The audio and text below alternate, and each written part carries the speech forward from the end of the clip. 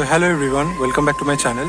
তো এখন দাঁড়িয়ে আছি রাজডাঙ্গা নবোদয় সঙ্গের প্যান্ডেলের সামনে। তো এবারে তাদের থিম হচ্ছে প্রশ্ন, কিভাবে সেজে উঠেছে আপনাদের সবাইকে আমি দেখাবো। তো এটা হচ্ছে একদম ফ্রন্ট সাইডটা। তো এইটা হচ্ছে মূল এন্ট্রিটা। তো এখন আমি এখান দিয়ে প্রবেশ করছি, দেখো। তো এটা হচ্ছে মূল বাইরের এক্সটার্নাল স্ট্রাকচারটা। তো এটা হচ্ছে বেসিক্যালি প্রশ্ন যে থিমের তার, এটা আপনারা পজ করে পড়ে নিতে পারেন। এবং এই হচ্ছে টোটাল মণ্ডপটা সেজে উঠেছে।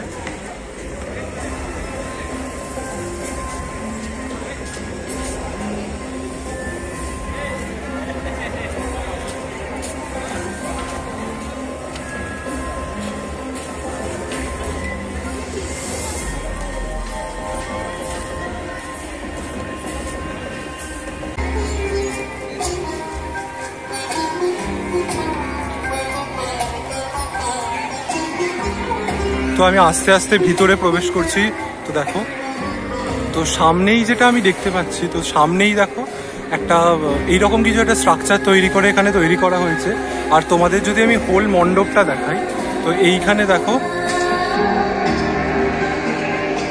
এইগুলো কিন্তু মুভ করছে জিনিসটা। তো এই হচ্ছে ভিতরের টোটাল প্যান্ডেলটা। খুব সুন্দর কিন্তু প্যান্ডেলটা করেছে। দেখো সামনে এইখানে দেখতে পাওয়া যাচ্ছে একটা জলের মতো স্ট্রাকচার তৈরি করে কিন্তু টোটাল মণ্ডপটা তৈরি করা হয়েছে। আচ্ছা, এদের থিম যেটা বোঝানোর চেষ্টা করা হয়েছে সেটা হচ্ছে প্রশ্ন। আর এখানে একটা নারী পুরুষের কিন্তু ভেদাভেদ নিয়েও কিন্তু এখানে প্রশ্ন তৈরি করা হয়েছে। তো এইখানটা তোমাদের যদি আমি দেখাই, তো দেখো এইখানে দড়ির মতো স্ট্রাকচার করে কিন্তু ওপর দিক থেকে নামানো হয়েছে।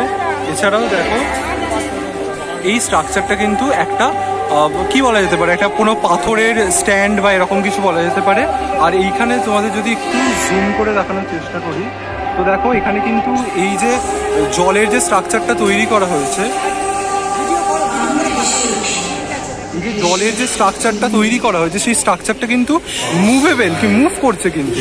আর এই যে দড়ির মতো অংশগুলোকে দিয়ে যে করা হয়েছে সেগুলো কিন্তু অসাধারণ লাগছে। টোটাল স্ট্রাকচারটা কিন্তু খুব সুন্দর লাগছে। এইভাবেই এদের প্রশ্ন। তো চলো আরেকটু সামনে থেকে তোমাদের গিয়ে দেখাই। তো এইটা হচ্ছে ব্যাক সাইডের অংশগুলো, মানে গোটা স্ট্রাকচারটা এরকমভাবে তৈরি করা হয়েছে। যদি আমি একটু স্পষ্টভাবে দেখাই, তো এইখানে দেখতে পাওয়া যাচ্ছে কিছু এক্সরে প্লেট কিন্তু এখানে কিন্তু মুভেবল পার্টস, দেখো যেটা দেখানো যাচ্ছে এক্সরে প্লেট কিন্তু মুভ করছে, এরকম করে কিন্তু টোটাল প্যান্ডেলটা তৈরি করা হয়েছে।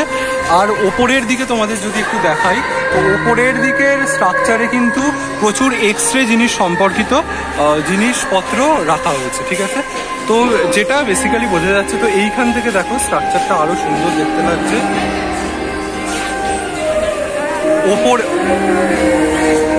ওপরের কতটা তোমরা দেখতে পাচ্ছ কিনা জানি না, তো ওপরের স্ট্রাকচারগুলো কিন্তু মুভ করছে, ঠিক আছে। সুন্দর, মানে দারুণভাবে কিন্তু ফুটিয়ে তোলা হয়েছে। এখানেও সেম ভাবে ওপরে এক্সরে প্লেটের ওপর কিন্তু বেস করে এখানে করা হচ্ছে।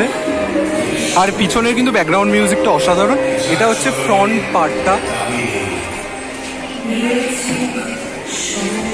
এরকম ভাবে কিন্তু এটা হচ্ছে ফ্রন্ট পার্টটা। আর এই দেখো, আর প্রতিমা কি অসাধারণ হয়েছে, কি অসাধারণভাবে প্রতিমা সেজে উঠেছে। তোমাদের যদি একটু ফোকাস করে আমি দেখাই, দেখো প্রতিমার স্ট্রাকচার কিন্তু অসাধারণভাবে সেজে উঠেছে। এই হচ্ছে টোটাল স্ট্রাকচারটা। এইখানে কিছু বাঁশের মতো স্ট্রাকচার করে তৈরি করা হয়েছে। এবং যদি আমি সামনে থেকে দেখাই, তো দেখো এই পার্টগুলো কিন্তু মুভ করছে।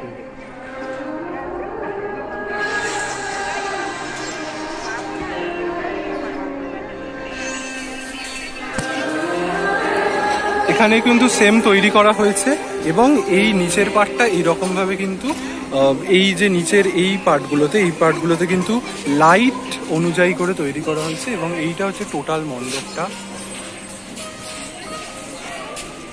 এইখান থেকেও কিন্তু অসাধারণ দেখতে লাগছে স্ট্রাকচারগুলোকে। এটা যদি জলের ওই স্ট্রাকচারটা দেখালাম, আর ঠিক যদি দূর থেকে দেখাই, তো এইরকম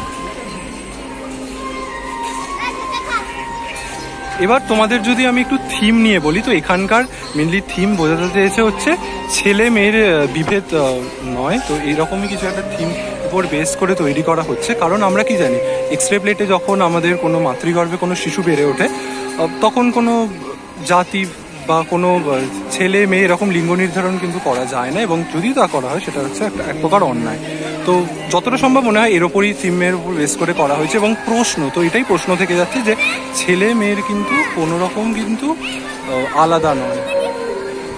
তো এইরকমভাবে টোটাল মণ্ডপটা সেজে উঠেছে, এবং সেম যথারীতিভাবে কিন্তু এটা হচ্ছে তার বাইরের দিকে স্ট্রাকচারটা সেম যেরকম মানে ঢোকার যে এন্ট্রান্সটাও করা হয়েছে সেরকম ভাবে কিন্তু টোটাল একটা পাক রাউন্ড দিয়ে আবার কিন্তু ওই একই জায়গাতে এসে পড়েছে। আর পিছনের ব্যাকগ্রাউন্ড মিউজিকটা কিন্তু অসাধারণ দেয়া হয়েছে, যার জন্য কিন্তু দারুণ ফুটেছে। আর সেরকম অনুযায়ী মাতৃ প্রতিমাটা দেখো, অসাধারণ মাতৃ প্রতিমা করা হয়েছে। প্রত্যেক বছর আমরা দেখি রাজডাঙ্গা উদয় সংঘ, রাজডাঙ্গা নব উদয় সংঘের থিম চমৎকার হয়, তো যথারীতি এবছরেও তা নড়চড় হয়নি, দারুণভাবে কিন্তু সেজে উঠেছে রাজডাঙ্গা নবোদয় সংঘের থিম। আর সেমভাবে এখান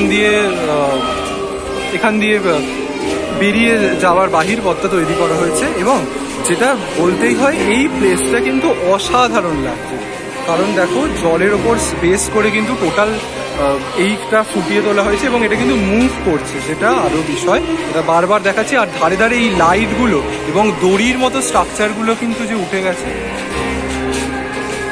সেগুলো কিন্তু এক কথায় অসাধারণ এবং অনবদ্য লাগছে।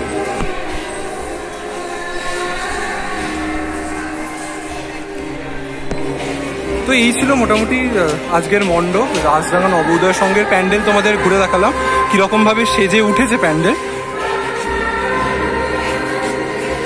তো ভালো লাগলে